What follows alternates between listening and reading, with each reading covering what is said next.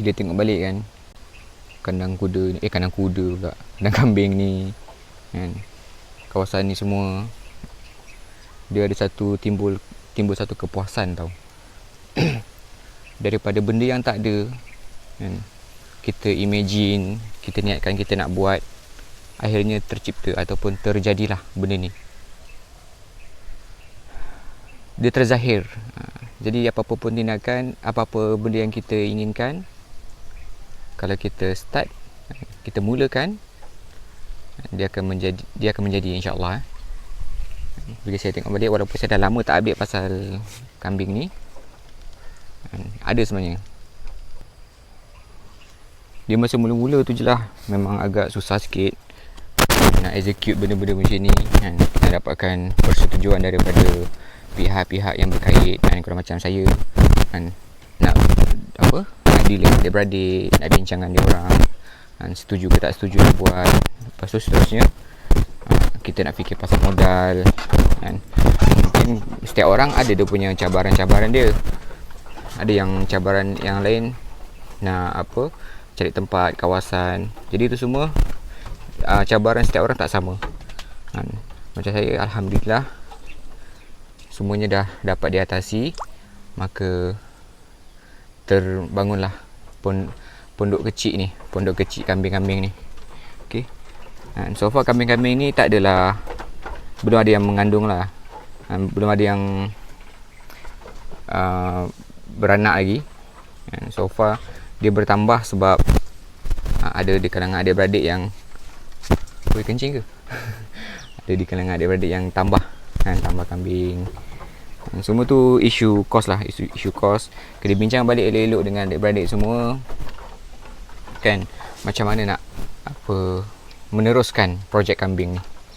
Jadi macam saya, alhamdulillah kan, benda ni dah jalan pun saya dah bersyukur. Dah ada dekat atas tanah ni kan, sekarang ni pun saya dah alhamdulillah bersyukur sangat. Pada yang tak ada kawasan ya, mungkin boleh cuba tengok dekat jabatan apa saya tak ingat lah. Dia ada bagi grant ataupun dia akan bagi tanah untuk kita melaksanakan projek menternak kan. Dia ada syarat-syarat dia lah, dan ada interview, boleh mohon. Kalau kita tak ada tanah, kalau tak ada kalau nak tumpang dekat tanah orang pun boleh, kalau nak sewa pun boleh. Tapi kena ada persetujuan. Sebab kalau nak bina kandang kambing ni, dia punya komitmen besar. Komitmen dia besar. Takut kita dah bina, dah cantik, tertegak, lepas tu owner tanah nak minta balik. Itu antara isu-isu yang biasa dalam projek nak ternak kambing ni. Okay. Jadi yang tu kena diambil kira juga, kena buat agreement semua elok-elok. Selebihnya kalau nak tahu asas-asas ternak kambing kan, memang kena tengok ebook yang saya share hari itulah, ebook rahsia ternak kambing. Saya bermula daripada situ.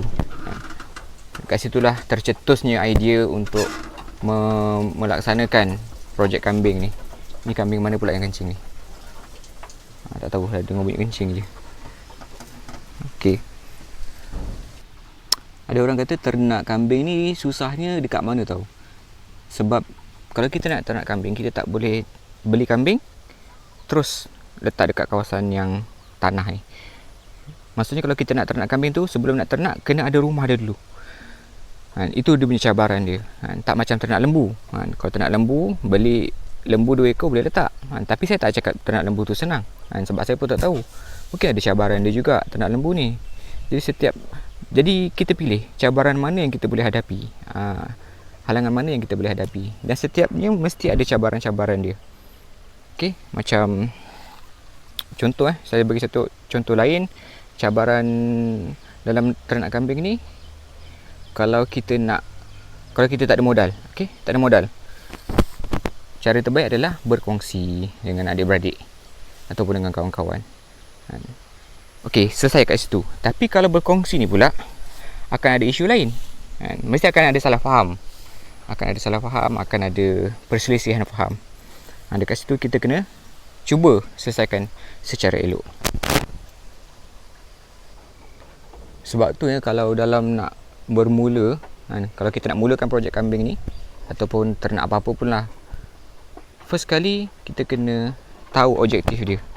Sebab bila berlaku perselisihan faham, tengok balik dekat objektif dia apa.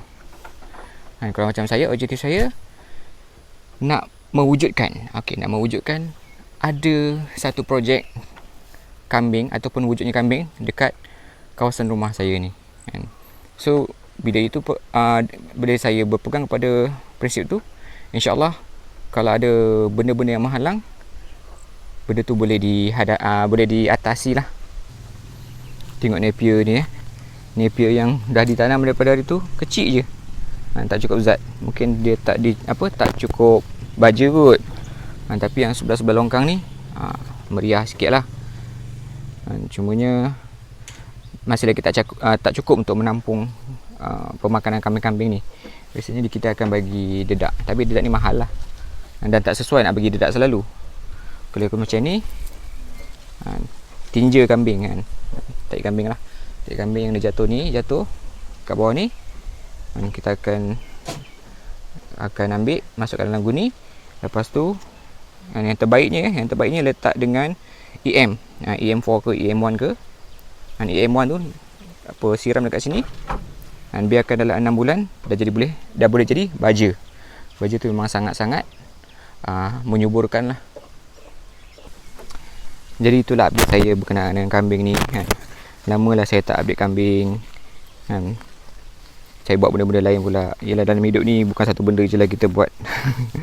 Lagipun channel YouTube saya ni bukan spesifik dekat satu topik je kan. Kejap-kejap cerita pasal motor kan, kejap-kejap cerita pasal kambing kan. Tapi kebanyakannya dalam channel saya memang saya cerita pasal One SOX je lah.